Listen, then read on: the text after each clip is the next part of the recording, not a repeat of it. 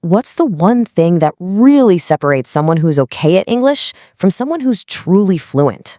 It's not about memorizing a dictionary. It's about changing the way your brain works. We're talking about thinking directly in English.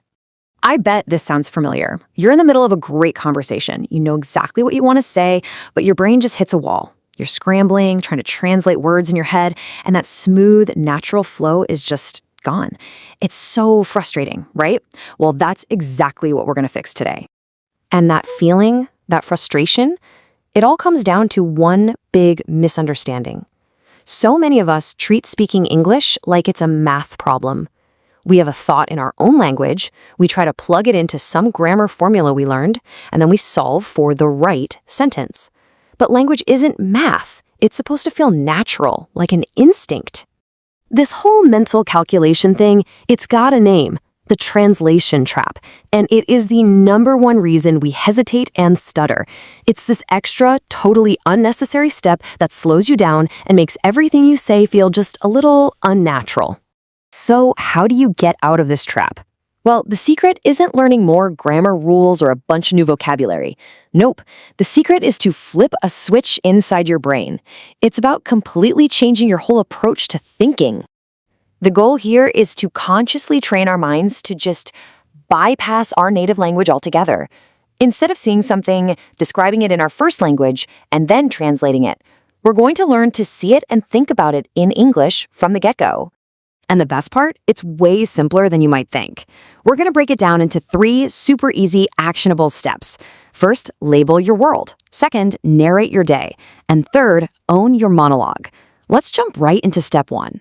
Okay, step 1 is all about creating a direct line between an object and its English name. We're essentially cutting out the middleman, which is your native language. And this slide just nails it. This shows exactly what I mean. Right now, you might see an object and your brain thinks its name in your language. Let's say panka for a Hindi speaker, and then it translates to fan. Our goal, what you see on the right, is to get rid of that middle step completely. You see the object and your brain immediately goes, fan. That's it, just the word. Do this with everything. Chair, window, laptop. All right, moving on to step 2. Narrate your day. So once you get comfortable just labeling things, you can start making tiny little sentences about what you're doing. You basically become the sportscaster for your own life. So as you go through your day, you just describe your actions in your head. You're filling up a glass? Just think this simple sentence, I am pouring the water.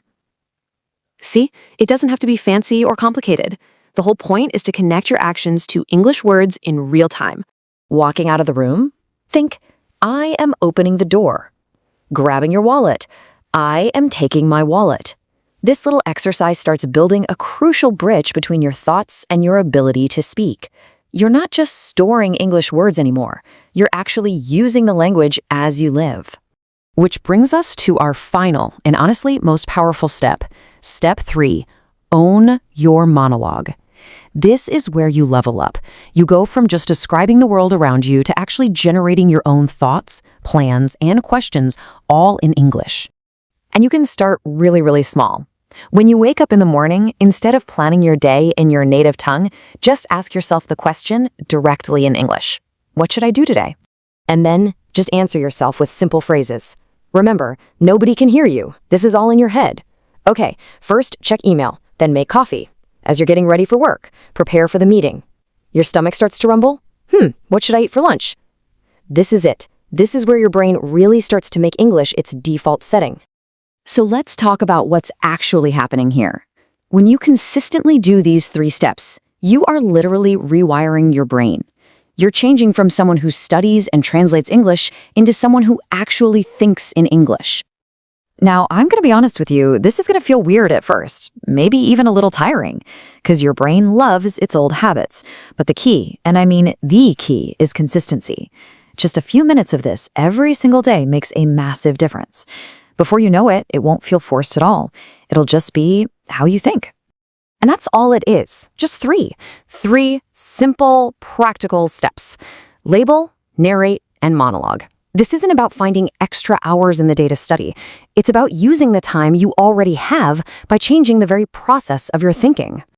So the big question is this: Are you ready to have a conversation without that frustrating pause?